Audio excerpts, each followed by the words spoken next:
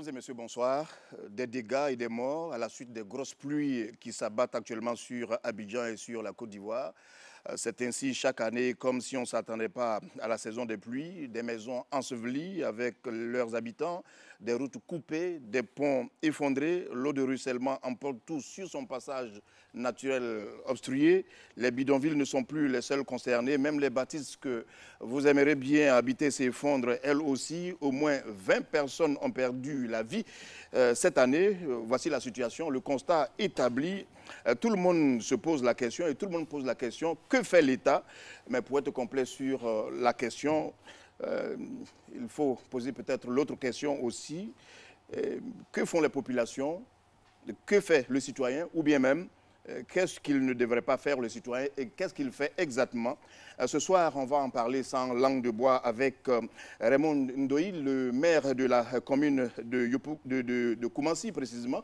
Bonsoir. Bonsoir, M. Fofana. Juste auprès de vous, Jules Loukou Kofi, vous êtes le président du conseil d'administration de la Fédération des réseaux et associations de l'énergie, de l'environnement et du développement durable. Bonsoir. Bonsoir. Ensuite, M. Siriki Sangaré, le président de la Chambre nationale des promoteurs et constructeurs agréés de Côte d'Ivoire. Bonsoir. Bonsoir.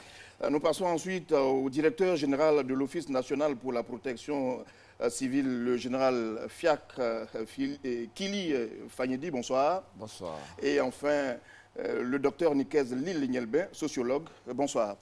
En tout cas, merci à vous tous d'avoir accepté de venir, d'avoir bouleversé complètement vos programmes pour être sur ce plateau. Et dans cette salle, le public présent est aussi autorisé à réagir par des questions ou des contributions très brèves afin qu'on puisse exploiter de façon pertinente les 90 minutes. Nous avons aussi ouvert le micro afin que les téléspectateurs aient leur mot à dire et les téléspectateurs devront appeler au 22 40 12 58 et cette tâche a été confiée à Maïsako.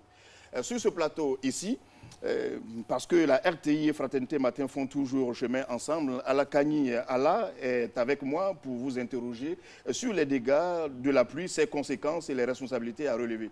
Alakani Allah, je voudrais le rappeler, est le chef du service société du groupe Fraternité Matin. On y va tout de suite, vraiment. La saison des pluies, cette année, est des plus mouvementée.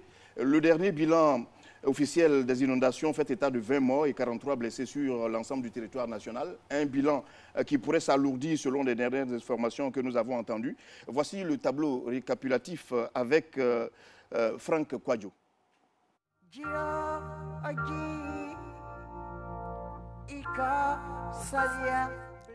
La Société de développement et d'exploitation aéronautique et météorologique Sodexam l'avait prédit.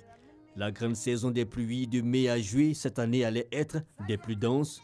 Déjà, dès les premières salves, les couleurs sont annoncées. Le 24 mai, effondrement d'un mur à Cocody-Angré et le lendemain jeudi 25, d'autres décès suite à des incidents du même type sont constatés. Même décor le même jour à la Riviera Palmeraie et aux alentours de la Maca. Mais un fait notable à Yopougon-Prime, un immeuble suite à l'érosion causée par les eaux de ruissellement et à la friabilité du terrain constatée depuis plusieurs années, s'effondre.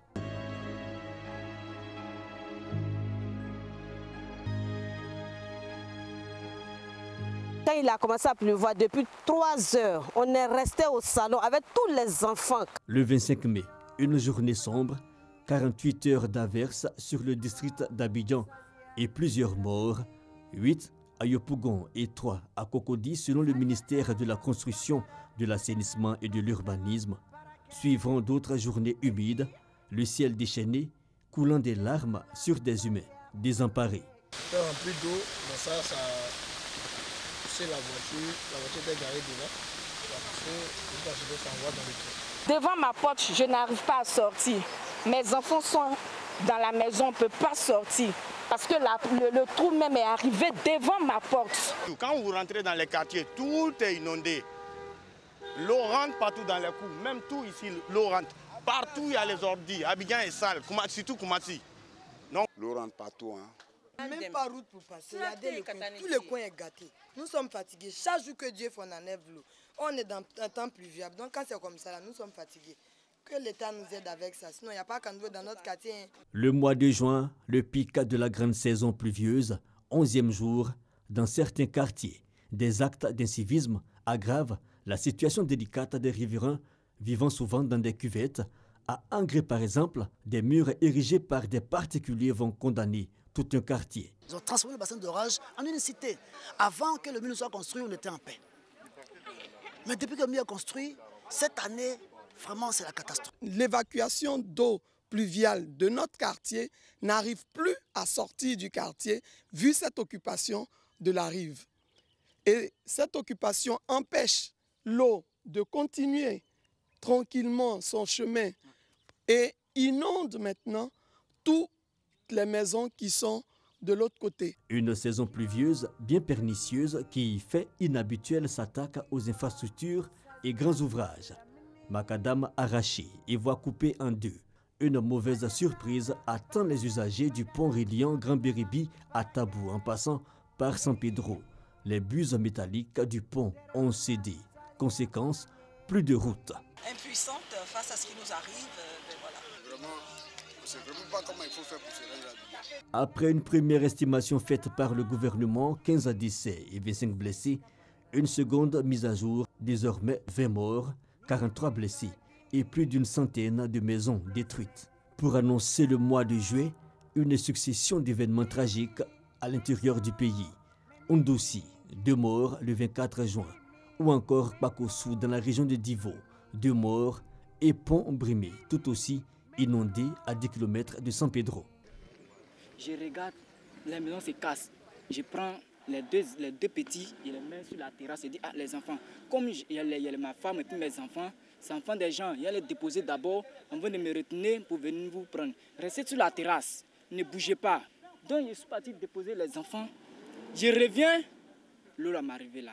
Il crie, Kwadjo, Kwasbaran, il crie les noms. Personne. Nous avons apporté le réconfort aux familles de 7 personnes qui sont décédées, aux victimes de 217 maisons effondrées, à 103 blessés et à 433 familles sinistrées pour un montant total de 75 200 000 francs CFA pour cette deuxième phase. Des familles sans abri, des zones insoupçonnées devenues zones à risque aujourd'hui et l'État qui multiplie soutien aux victimes et travaux de réaménagement sans oublier les éventuels recasements de populations sinistrées.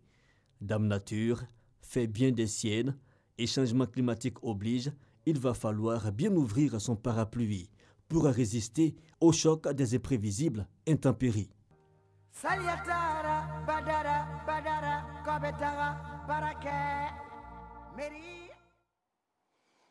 Voilà.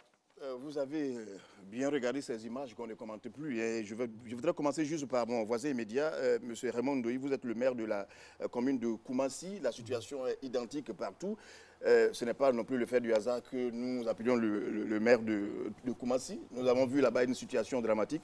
Excusez-moi de le dire, j'ai même envie de dire que vous n'habitez pas cette commune, sinon vous auriez vu ce qui est en train de se passer pour prendre les décisions qu'il faut, monsieur le maire. Merci. Permettez d'abord que je puisse m'incliner devant la mémoire des victimes de cette catastrophe et exprimer ma solidarité avec les élus de ces communes et régions. J'habite Koumassi, je suis habitant de Koumassi, j'ai vu la même situation que les habitants de Koumassi. Voyez-vous, depuis 2014 jusqu'à aujourd'hui, nous avons multiplié 61 réunions et au moins 40 visites sur le site avec les techniciens de l'ONAD et de la SODECI Assainissement, parce que c'est avec ces structures-là que l'État a passé des contrats d'affermage. J'aurais aimé que les représentants de l'ONAD soient là. Malheureusement, ils ont dû être empêchés. Et c'est avec le cœur serré. Aujourd'hui, je vous parle, vous allez derrière mon bureau, vous avez une mare qui est là depuis 2014. Mais justement, c'est à ce moment-là que nous exprimons notre étonnement de constater que vous voyez tout cela depuis des années et vous n'avez pas trouvé encore la solution. C'est parce que la solution n'est pas à mon niveau, malheureusement. Ce serait à mon niveau qu'aujourd'hui, tout le monde aurait été soulagé. Dans ce que nous faisons, l'État a réparti les compétences. Nous avons le rôle de sensibilisation, de curage des caniveaux, de balayage des rues et d'accompagner les équipes de l'ONAD lorsque ces équipes-là doivent intervenir sur le terrain. La SODECI Assainissement a pour rôle, donc, à partir des caniveaux, de faire passer les eaux usées et les eaux pluviales dans les passages sous voie et l'ONAD a en charge de nettoyer les exutoires pour que l'eau puisse aller jusqu'au collecteur central. Les caniveaux sont curés, les passages sous voie ne sont pas curés, donc l'eau ne peut pas partir. L'eau ne peut pas partir, monsieur Lukou. Et l'eau ne peut pas partir, l'eau reste. L'eau reste. Monsieur Lukou Kofi, lorsque vous entendez ce commentaire et les images que vous avez vues, selon vous, où se trouve le problème? D'abord, permettez-moi de présenter mes condoléances à la famille. Où est-ce qu'il faut qu'on mette le doigt? Maintenant, la question que vous avez posée, et comme c'est la énième fois que vous posez la même question, chaque année. Et c'est la énième fois qu'on n'a pas la réponse. On n'a pas de réponse. J'ai regardé les images, franchement, même si c'est une personne qui est décédée, c'est beaucoup trop. C'est beaucoup trop. Et la solution, c'est à quel niveau? La solution, j'ai toujours dit que c'est au niveau des décideurs, c'est-à-dire au niveau même de l'État, et précisément au niveau même du gouvernement. Puisque c'est chaque année. Donc, quelles sont les dispositions que l'État met en place pour ne pas que cette situation, on retombe là-dedans? Quelles sont les dispositions? Tout est organisé, les structures sont là. Tous les documents ont été élaborés. Les stratégies ont été mises en place, élaborées et mises en place. Mais pourquoi on se retrouve chaque fois dans cette situation? Donc pour moi, cette situation que nous déplorons aujourd'hui, ça ne devrait pas se présenter. Puisque l'État a les moyens pour ça, pour pouvoir faire face. Et pour pouvoir prévenir, pour ne pas qu'on retombe encore dans cette situation. Monsieur Siriki Sangaré, vous êtes le président des constructeurs agréés. J'ai envie de dire que j'ai vu des maisons en train de basculer sur le côté. On a peut-être envie de dire que vous construisez peut-être mal, pas avec les normes qu'il faut. Vous mettez des gens en danger. Alors, je vais simplement recentrer rapidement. Président des promoteurs et constructeurs agréés de Côte d'Ivoire, c'est des promotions immobilières qui sont bien étudiées et établies. Maintenant, il y a des constructeurs individuels qui, malheureusement, certains ont des permis de construire. Donc, il faut voir comment est-ce qu'ils ont fait pour avoir ces permis de construire et situer les responsabilités. Là, vous êtes en train de dire, je suis obligé de vous arrêter sur la question. Oui. Vous êtes en train de dire que ces maisons qui s'effondrent et tout, ce sont des maisons qui ont été construites de façon individuelle. Il y a certaines maisons qui ont eu des autorisations de construction, malheureusement. Donc, je pense que c'est dans cette optique-là que le ministère est en train de prendre toutes les mesures adéquates pour pouvoir freiner ces histoires de construction anarchique. Mais avant cela, il faut quand même que nous comprenions qu'un plan d'aménagement nécessaire, un plan Marshall, doit être fait au niveau de certaines communes à Abidjan. Ce sont de vieilles villes, c'est des ouvrages qui ont été réalisés il y a très longtemps et malheureusement, nous sommes en phase d'une croissance de population énorme et ça peut pas faire face à ces ouvrages-là. C'est des ouvrages qui ont été réalisés depuis très longtemps, selon un plan bien précis. Vous avez le plan d'occupation du sol. En fonction de ça, des études ont été faites. Vous avez aussi un plan d'urbanisation locale, où les collectivités locales aussi font des études avec des géomètres, avec des ingénieurs VRD pour structurer en fait ces ouvrages-là. Et vous avez aussi un plan d'aménagement du développement durable.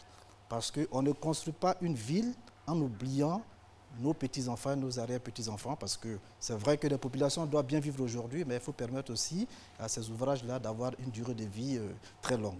Malheureusement, ce sont des ouvrages qui ont été réalisés, nous avons constaté lorsque la pluie a atteint une densité très forte avec une forte pression, qui ont commencé à se dégrader. Donc, il faut évidemment que nous essayions de situer toutes les responsabilités, notamment ceux qui ont construit, ceux qui ont fait le contrôle, pour que ces genres de choses n'arrivent pas. Très bien, justement, c'est pour cela que nous vous avons appelé sur ce plateau. Monsieur Kili, mon général, j'ai envie de dire, si vous ne pouvez rien contre la pluie, quand on parle de protection civile, vous devez tout de même anticiper aussi.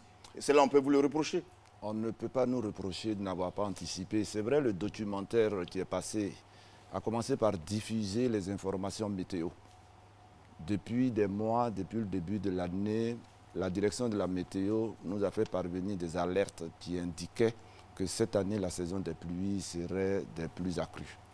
Fort des informations à nous communiquer et communiquer également aux structures compétentes, l'Office national de la protection civile a lancé le 19 avril la campagne de sensibilisation afin de prévenir les conséquences que nous voyons aujourd'hui. Et cette campagne, la télévision en fait l'écho, nous l'avons lancée à Bengourou. Ensuite, nous sommes venus à Adzopi. Donc, des mesures préventives ont été mises en œuvre sur l'instruction du monsieur le ministre d'État. Nous avons sillonné des villes, nous avons sillonné des quartiers, en compagnie d'autres structures, notamment le ministère de la Construction. Et dans chaque commune, les services techniques des mairies étaient associés. Mais, malgré toutes les campagnes de prévention, un adage de notre milieu dit « le risque zéro n'existe pas ». Et lorsque la catastrophe survient, que faisons-nous? Il faut apporter les secours. La campagne de prévention est permanente au niveau du ministère d'État, ministère de l'Intérieur et de la Sécurité, à travers l'Office national de la protection civile. Très bien. Docteur Lille, où se trouve le problème? Quel est le problème? Lorsque vous avez entendu ces développements, on a l'impression que tout existe pour qu'il n'y ait pas de problème. Et pourtant, on est toujours dans ces problèmes. On répète les mêmes scènes. Les images sont les mêmes, ce sont les années qui changent. Bien. Le fond de la question, pour nous, c'est que les catastrophes naturelles ont toujours existé, ont toujours été légion dans le monde. Mais ce sont les leçons que les gens ont tirées de ces catastrophes et leur capacité de résilience, à savoir comment eux-mêmes réagissent après la crise, qui a été fondamentale. Et ce sont les comportements qui ont suivi après. C'est ce que certains appellent le civisme ou l'incivisme. Le civisme étant l'attachement qu'on a au vivre ensemble, la chose publique. Aujourd'hui, vous parlez de caniveaux, vous parlez d'égouts, vous parlez de voiries, vous parlez de constructions qui ont été faites dans certaines années. Mais quels sont les comportements qui ont préexisté, qui ont animé ces personnes-là? Très bien, nous avons compris ces définitions, mais ramenez-les à la situation de la Côte d'Ivoire. Qu'est-ce qui n'a pas marché pour que nous voyions tout ce que nous voyons aujourd'hui en Côte d'Ivoire, à Abidjan, à Koumassi, à Yopougon, partout? De manière terre à terre, on parlera de co-responsabilité et des gens qui n'ont pas suffisamment pris leur responsabilité. Parce que l'anticipation est un comportement. La responsabilité est un comportement. Utiliser l'argent à bon escient, au bon endroit, au bon moment, où il faut, est aussi un comportement. De telle sorte que nous, de manière basique, nous dirons que les responsabilités n'ont pas été suffisamment prises à temps et où il faut, comme il faut. Très bien, Alakani. Oui, mais moi je voudrais m'adresser au sociologue. Là, il parlait d'incivisme tantôt. Je voudrais lui demander qu'est-ce qui fait que les Ivoiriens résistent tant au civisme? Bien, avant de demander, c'est une question de fond. C'est une question de fond parce que le constat n'est pas qu'au niveau de la pluie. On peut observer comment les Ivoiriens conduisent dans la rue. On peut observer comment certains respectent le fait de jeter des déchets par les portières quand ils roulent ou pas. La manière dont certains continuent d'utiliser le téléphone au volant ou pas. C'est-à-dire tous ces comportements inciviques. Et la question est de fond parce que l'incivisme est une question globale, une question totale. Au sens où est-ce que le sommet est civique et la base est incivique, ou bien est-ce que c'est tout l'ensemble qui est incivique? Parce que quand on parle d'incivisme, chacun a tendance à pointer du doigt l'incivisme de l'autre. Alors que si nous revenons aux bases même du civisme, le vivre ensemble recommande que chacun ait un comportement exemplaire. Peut-être que c'est ce qui est difficile en Côte d'Ivoire, c'est que comment est-ce que chacun arrive à se remettre en cause? Est-ce que l'Ivoirien n'a pas un problème de fond avec la remise en cause de son propre comportement, qu'il soit au sommet ou qu'il soit à la base? D'accord. Je voudrais là m'adresser à monsieur le maire. Tout ce que vous avez entendu, est-ce que cela vous dit très clairement que le véritable problème, tout ce qui arrive, c'est plus l'incivisme qu'autre chose? Moi, je dirais que c'est la conjugaison de trois facteurs. Il y a d'abord le facteur naturel, l'eau qui vient tout de suite en grande masse et donc qui fait des dégâts.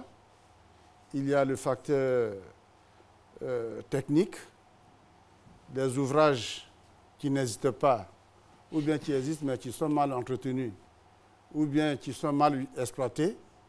Et puis il y a bien évidemment le comportement humain. Parce que lorsqu'on est fâché qu'on brûle des pneus en sachant que là où on a brûlé le pneu, le goudron va se creuser. Lorsqu'on construit, qu'on a une fosse septique, qu'on ne se donne pas le temps de vidanger cette fosse septique. Et quand elle est pleine, on branche directement sur la route. on sait que les eaux usées ne font pas bon ménage avec le goudron. Donc, on se prépare à faire en sorte que les structures se dégradent. Et puis, bien évidemment, il y a aussi ceux qui construisent à la débrouillardise. J'ai eu un bout de terrain, on se cache, vous vous levez du matin de samedi jusqu'à lundi matin, il y a un bâtiment qui est là. Si vous voulez casser, il faut aller au tribunal.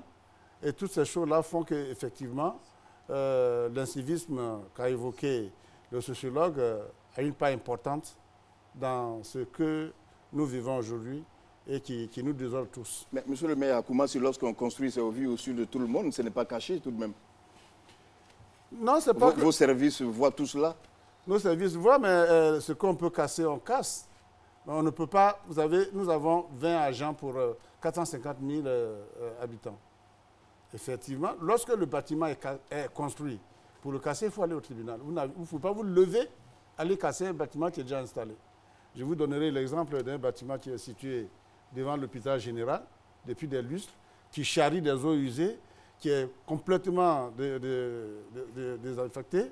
Et nous avons demandé qu'on le casse. On nous dit, bon, il faut qu'on aille au tribunal prendre une ordonnance d'abord avant de casser cet immeuble. Et nous savons pertinemment que d'un jour à l'autre, ça va s'écrouler sur ceux qui habitent là. Mais vous n'êtes pas allé au tribunal? Non, on est en train de faire les actes.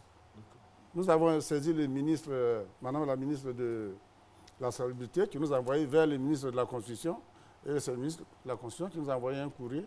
Nous sommes en train de prendre la tâche avec notre avocat pour assigner ces gens-là pour que nous puissions casser ces édifices. Ça veut dire que les choses ne sont pas aussi faciles pour nous. Ce n'est pas aussi facile que nous l'aurions souhaité. Et nous demandons bien évidemment qu'on assouplisse toutes ces réglementations-là pour que nous puissions être beaucoup plus efficaces sur le terrain. Monsieur Luc Kofi, quelle est votre réaction? L'incivisme avant tout? D'abord? L'incivisme dont on parle, on va le situer à quel niveau? C'est la préoccupation. On le situe à quel niveau? Si je prends le cas de la construction d'une maison, pour construire une maison, il faut une autorisation. Il faut l'autorisation du ministère en charge de la construction. Et si l'autorisation est donnée, alors dans ce cas, qui est responsable de la construction d'une maison, soit sur fosse septique ou bien sur les caniveaux ou bien dans un endroit où on ne devrait pas construire? La responsabilité, c'est à quel niveau? Quand vous posez la question, quelle est la réponse que vous-même vous avez trouvée en fouillant? Non, mais la réponse est simple. Si je pose cette question, ça veut dire que la responsabilité ici, ce n'est pas seulement qu'au niveau de la population. La population qui a acheté son terrain, qui allait construire, ce n'est pas elle seulement qui est responsable, mais c'est l'autorité qui a donné, les arrêtés qui a donné, le feu vert pour construire. L'autorité aussi est responsable. C'est à cela que je vais en venir. Monsieur Sangaré. Alors, moi, je vais situer les responsabilités. C'est-à-dire que normalement, l'incivisme, c'est une réalité, bien évidemment. Quand on regarde autour de certains quartiers, vous allez à Tekoubé, vous allez même à Bobo, vous allez un peu partout, vous allez à Koumassi, vous voyez qu'il y a des zones qui ont été déjà déclarées à risque. Je pense que le général en a parlé. Malheureusement, les gens viennent dans ces bassins versants-là construire. Bon, il y a aussi des talvecs qui sont là, qui ne sont pas aménagés, les gens viennent construire. Il y a des caniveaux qui sont des dépotoirs à ciel ouvert. Il y a même des gens qui viennent jeter n'importe quoi. Vous voyez des déchets partout. Ça, c'est un problème. Ce qui ne va pas dans le même sens que celui qui a eu un permis de construire dans des zones aménagées, tout ça. C'est pour ça que je voulais qu'on parle vraiment de l'urbanisation. Lorsqu'il y a une ville à construire ou une ville à aménager, il y a des études. Ces études-là permettent de définir, en fonction de certaines normes qui existent, des zones à aménager. Il y a des zones qui sont des zones déclarées zones industrielles, il y a des zones qui sont déclarées zones urbaines où on peut construire facilement des logements.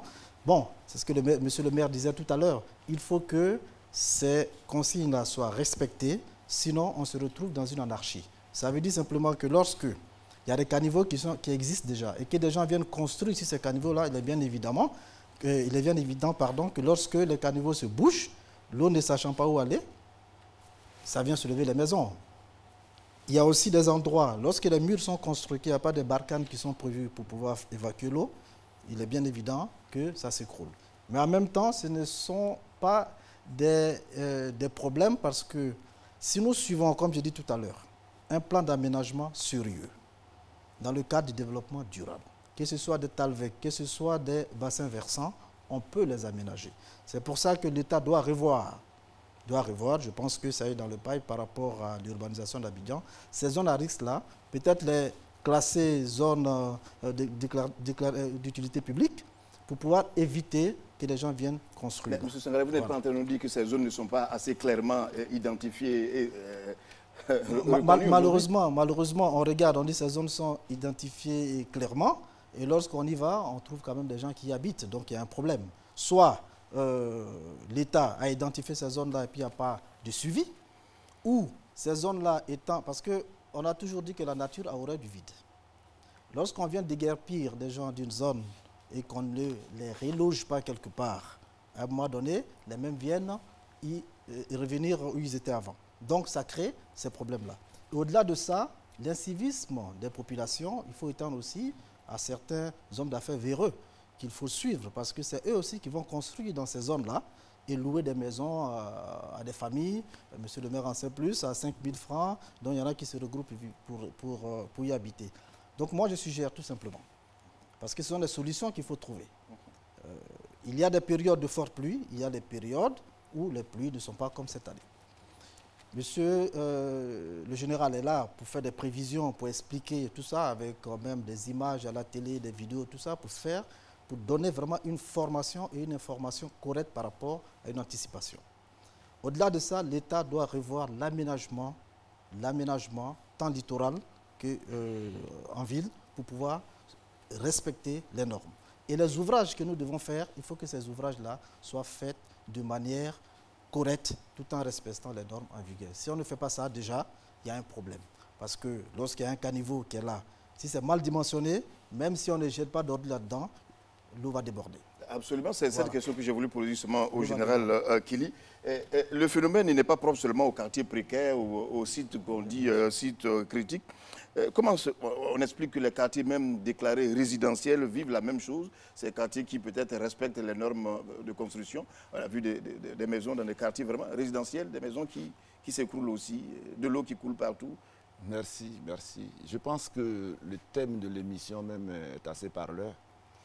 Inondation, glissement de terrain et éboulement sont les conséquences des pluies diluviennes.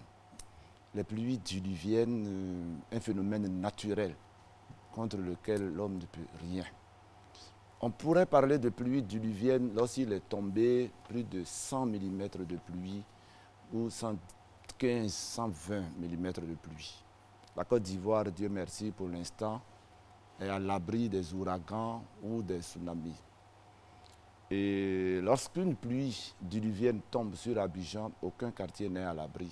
La force de l'eau amène les immeubles ou les bâtiments construits dans des quartiers précaires à céder. Je voudrais vous faire, je ne dirais pas une confidence, c'est même une déclaration, le ministère de la Construction le sait. Le plus grand nombre de quartiers précaires dans le district d'Abidjan se trouve à Cocody. Le plus grand nombre de quartiers précaires dans le district d'Abidjan se trouve à Cocody. Il y a une dizaine d'années, nous avons mené des opérations de recensement des habitations de ces quartiers précaires avec les services techniques des mairies, avec le ministère de la Construction. Les quartiers précaires sont occupés par nos gens de maison qui, du fait de la modicité de leur salaire, ne peuvent pas s'éloigner de leur lieu de travail. Au vu et au su de cette population UP qui les emploie. Et aussi, nous avons constaté au cours des dernières années des infrastructures réalisées par l'État ont cédé sous la force de la pluie. Vous disiez tantôt que des maisons UP ont cédé. Oui, c'est la force de l'eau qui fait que lorsqu'il a plu abondamment sur Abidjan, pendant 24 heures, nous qui sommes des services de secours sommes très inquiets, de même que les services de santé.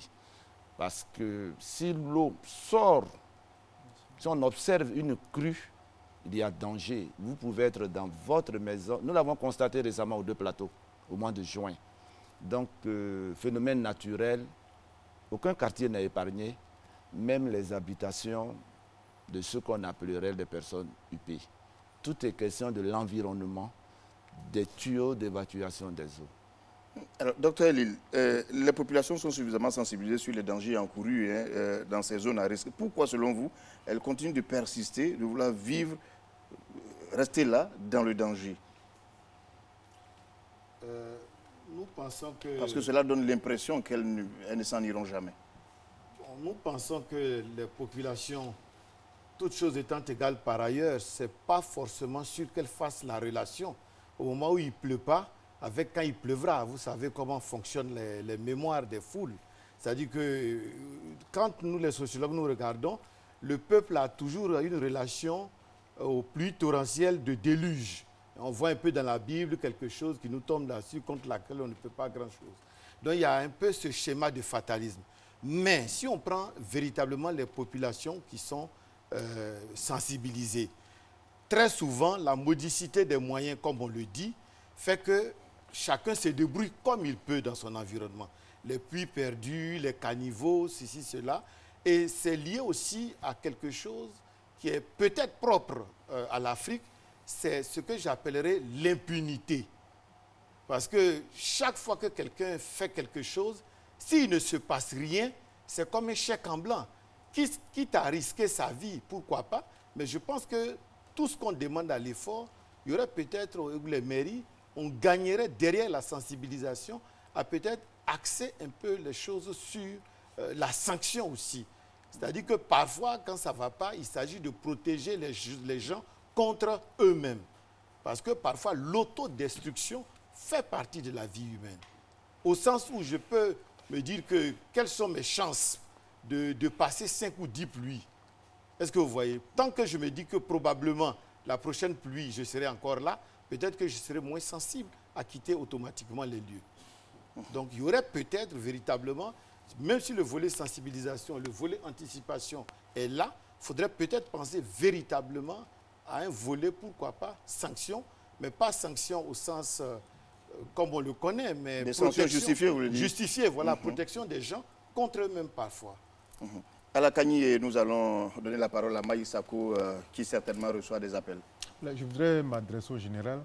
Alors, il y a eu tous ces dégâts, des victimes, vous avez été certainement sollicité. Comment vous avez fait face au plan opérationnel? Merci. Les premières pluies ont commencé à causer des dégâts vers la fin du mois de mai. Et les services techniques concernés, l'Office national de la protection civile, le ministère de la construction, les mairies, le ministère de la famille, de la solidarité de l'enfant, ont été actionnés sur instruction du président de la République qui a demandé que les prises en charge soient organisées, les secours soient apportés aux populations. Sous la responsabilité du ministre d'État, ministre de l'Intérieur et de la Sécurité, une cellule de crise a été installée dans les locaux du CCDO situés au sein du dit ministère. Et cette structure, pilotée par l'Office national de la protection civile, avait pour mission de recueillir toutes les informations, de faire un point, un bilan statistique, afin de renseigner le gouvernement sur la situation réelle causée par les pluies diluviennes, aussi bien au niveau des pertes en vies humaines qu'au niveau des dégâts matériels causés. Donc, les préfets de région ont également fait parvenir à la centrale les informations de leur localité. Les directeurs régionaux du ministère de la Femme, de la Solidarité et de l'Enfant ont porté des informations à la connaissance de leur ministre de tutelle qui les a transmis également au gouvernement. Et chaque fois que vous entendez à l'issue d'un conseil de ministres le gouvernement faire une annonce sur les conséquences des pluies diluviennes, ce sont des informations que les services techniques ont portées à la connaissance du gouvernement. qui a eu l'occasion de mesurer l'ampleur des dégâts, le chef de l'État a exprimé la compassion du gouvernement aux populations victimes. Il a donné des instructions pour que des moyens soient dégagés. Je passe maintenant au volet secours pour que des secours soient apportés aux populations victimes. Lorsque San Pedro a été coupé de la Côte d'Ivoire, du reste de la Côte d'Ivoire, sur instruction du chef de l'État, nous-mêmes, en tant qu'Office national de la protection civile, avons pris contact avec la Direction générale des infrastructures routières, qui nous a rassuré qu'une équipe était à pied d'œuvre pour que San Pedro ne reste pas longtemps coupé du reste de la Côte d'Ivoire, parce que le préfet, dans ses TO, le TO chez nous, ça veut dire télégramme officiel, commençait à signaler des manques de carburant, des manques de médicaments et une pénurie. Il y a à peine une semaine, lorsqu'à Divo, le même phénomène s'est produit, c'est encore le gouvernement qui a été à la tâche, mais le gouvernement agit sur les informations que nous lui fournissons. Et la semaine dernière, Madame le ministre de la Famille et de la Solidarité était à Divo, ensuite à San Pedro, pour apporter la compassion du gouvernement. Mais toutes ces actions sont menées sur la base des informations fournies par les services techniques. L'Office national de la protection civile coordonne toutes les informations qui sont portées à notre connaissance. Et j'avoue ici, je voudrais saluer la parfaite collaboration qui a existé entre toutes les structures. Les mairies sont des structures de base. Nous utilisons beaucoup leurs services techniques.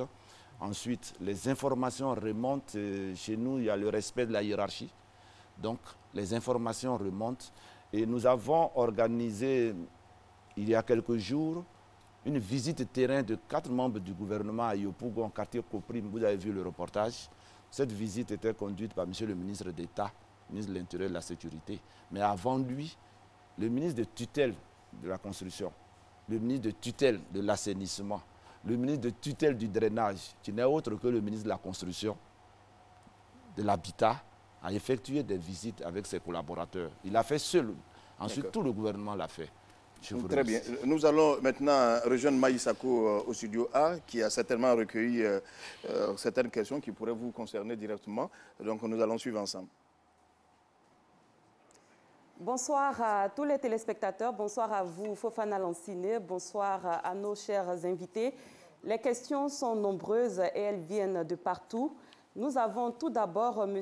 Tony qui appelle de Koumassi-Remblai. Selon M. Tony, les caniveaux sont toujours fermés. C'est pour cela que l'on est tout le temps inondé. Il n'y a pas de bitume sur les voies. Et les chauffeurs, ce sont ses propres termes, les chauffeurs de Gbaka deviennent ainsi les maîtres de la circulation et n'hésitent pas à être irrespectueux. Que font les autorités face à ces problèmes? La deuxième préoccupation vient de M. Adama Boiré. Il appelle également de Koumassi-Remblai.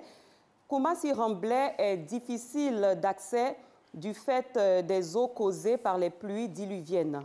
Difficile donc d'avoir des véhicules pour rentrer chez soi. Les populations peuvent rester entassées au grand carrefour de Koumassi pendant plus de 3 heures. Que fait Monsieur le maire pour remédier à cette situation? Monsieur Youssouf Fofana appelle, lui, de Williamsville. Selon lui, les mêmes situations se reproduisent chaque année. On voit à la télé des sinistrés et des autorités qui viennent poser des actes de compassion, mais en fin de compte, on se rend compte que rien n'est fait. Quand est-ce que les autorités passeront concrètement à l'acte?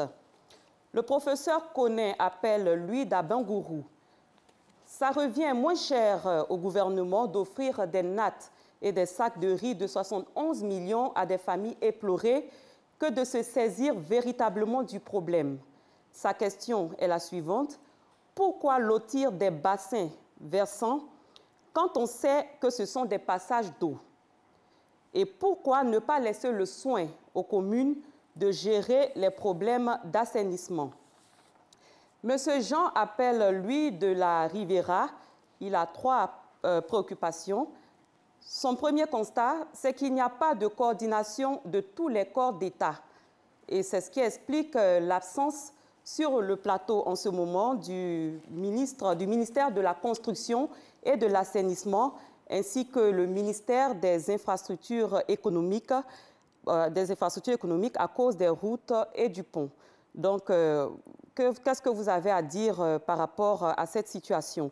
Sa deuxième préoccupation, le bassin du Gourou, c'est le fossé à ciel ouvert qui part d'Abobo à Djamé.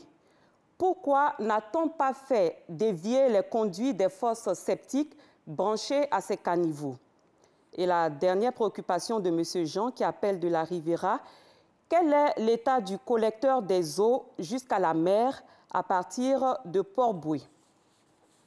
Donc, pour l'instant, ce sont les préoccupations que nous avons pu enregistrer. Les appels se poursuivent. Très bien, Maïs Sako. Effectivement, nous aussi, en jetant un œil sur la page Facebook de la RTI, on a vu que certaines personnes ont relevé la même chose. D'ailleurs, M. Alain Boris a ajouté que lorsqu'une maison est construite là où il ne faut pas, il faut la casser tout simplement pour continuer. Monsieur le maire, vous avez été interpellé à plusieurs reprises. Hein. Les choses sont claires, les caniveaux sont fermés chez vous. On continue de dire que vous ne faites pas ce qu'il faut. Vraiment, c'est clair, il n'y a pas deux façons de le dire. Ouais, c'est le constat. Nous le pensons aussi sur ce plateau. C'est le constat qui est fait. Dire que nous ne faisons pas ce qu'il faut, ce n'est pas juste. J'ai expliqué d'entrée de jeu que les compétences sont réparties. Les maires cuisent les caniveaux. Les caniveaux sont en charge, les maires les cuisent. Ils déposent les produits de curage qui doivent être ramassés par les opérateurs de pré-collecte, qui les déposent à un endroit et les opérateurs de collecte viennent les chercher pour aller à la décharge. Lorsque nous curons un caniveau, les produits de collecte peuvent rester là une semaine sans qu'on vienne les enlever. Les structures de pré-collecte sont sélectionnées par appel d'offres par l'État. Ce n'est pas le maire qui le choisit. Donc, plutôt que de collecter les ordures, les laisser pour que les gens mécontents viennent les déverser sur la chaussée, là où, véritablement, nous n'avons pas les moyens, avec nos tricycles et nos bennes, de les ramasser, effectivement, quelquefois, nous mettons du temps à les ramasser, à les curer. Mais sinon, nous avons eu une séance de travail avec l'ONAD, comme je l'ai dit. Il a été établi un chronogramme. Et sur la base de ce chronogramme, nous avons exécuté totalement notre part de marché. Donc, il n'est pas juste qu'on dise que maintenant, les voies qui ne sont pas praticables, les mairies n'ont pas en charge les infrastructures routières. C'est l'État de Côte d'Ivoire à travers l'AGERoute qui fait les routes. C'est l'État de Côte d'Ivoire à travers l'ONAD qui gère l'assainissement. Aujourd'hui, vous allez à Koumassi, vous prenez le canal qui est situé entre Anoumabo et Koumassi, il est complètement fermé. 500 000 mètres cubes de déchets qu'il faut enlever pour que les eaux qui sont drainées vers ce grand canal-là puissent couler. Toutes les canalisations sous voie sont bouchées. Le maire n'a pas l'outillage, le maire n'a pas l'expertise et le maire n'a pas les moyens de faire ce travail qui a été confié à l'ONAD. Donc l'un dans l'autre, l'eau ne circulant pas, évidemment, ça se retrouve sur la chaussée, ça coupe les voies. C'est ce à quoi nous avons assisté à Saint-François, à Baragui, maintenant à Ramblay. Nous avons eu la chance, en moins de 3 mois, de recevoir le ministre-gouverneur en charge des Jeux de la francophonie, le ministre de la Construction, de l'Urbanisme et de l'Assainissement.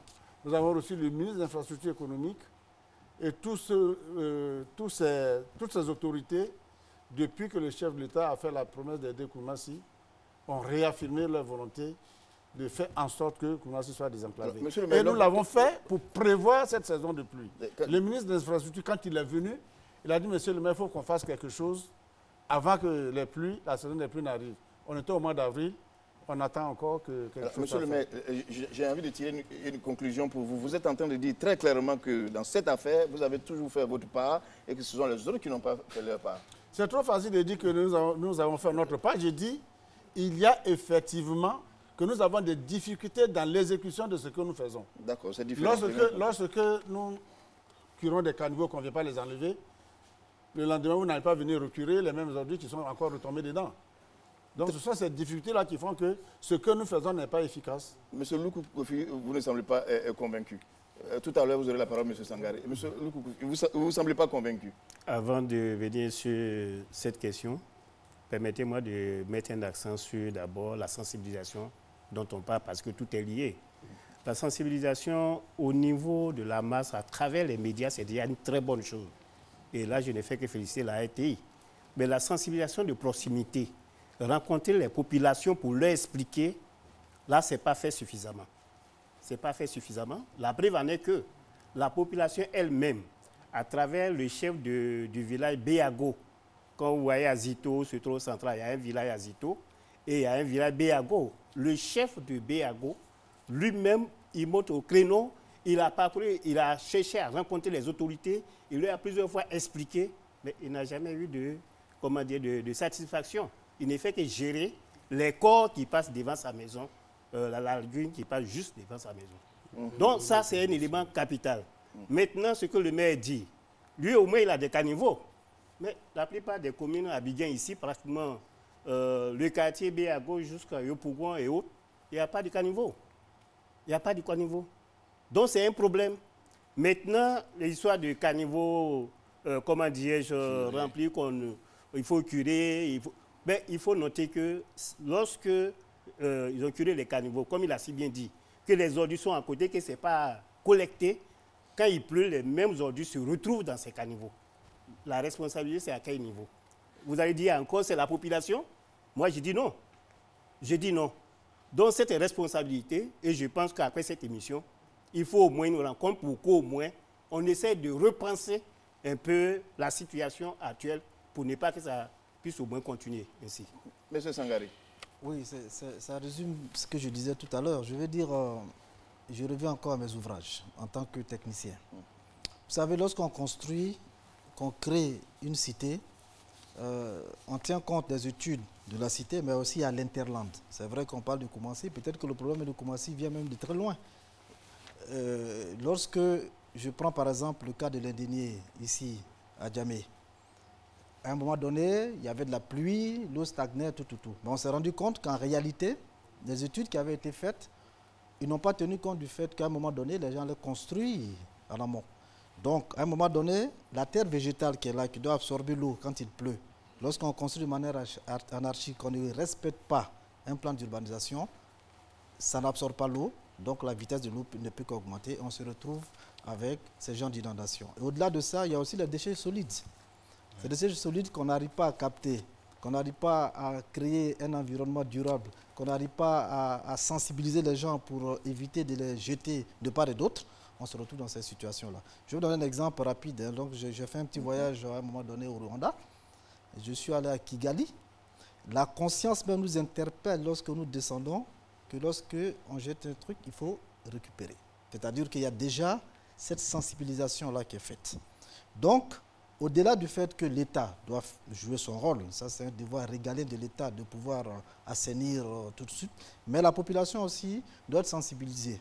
Sensibiliser, là je m'adresse à M. le maire pour que des comités au niveau de la localité, au niveau des collectivités locales soient créés pour faire des sensibilisations corps à corps.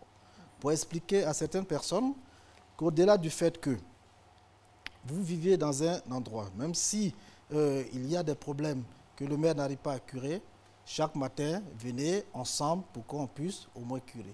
Mais il ne s'agit pas aussi, puisqu'on sait qu'il y a un problème qui existe, lorsqu'on finit de curer, qu'on dépose, les camions ne viennent pas ramasser, on peut encore étendre le phénomène civil jusqu'à ce sens-là pour demander, ça ce sont les solutions palliatives, hein, pour demander à ce que la population aussi nous donne un coup de main. Cette population a fait confiance à M. le maire. Il a été élu, donc il a quand même une autorité sur sa population. Nous, en tant que promoteurs, en tant que constructeurs, nous sommes prêts à donner des coups de main pour que ce genre de choses-là puissent arriver. Parce que si nous attendons, parce que le problème c'est ça, si nous attendons à chaque fois qu'il y ait la pluie, parce que toutes les années ne se ressemblent pas, le général vient de le dire tout à l'heure, il y a des années où nous ne maîtrisons pas la quantité de pluie qui tombe, la catastrophe augmente. Et malheureusement, l'effet collatéral, ce sont des décès que nous déplorons. Alors, il faut tout de suite, avant que l'État ait les moyens, parce que ces assainissements dont nous parlons, les ouvrages que nous devons faire, je prends le cas de Koumassi, les routes dont on parle ne peuvent pas être faites si les ouvrages qui sont là ne sont pas redimensionnés pour faire face, parce que si on construit les routes dans ce sens-là, évidemment, il aura un problème.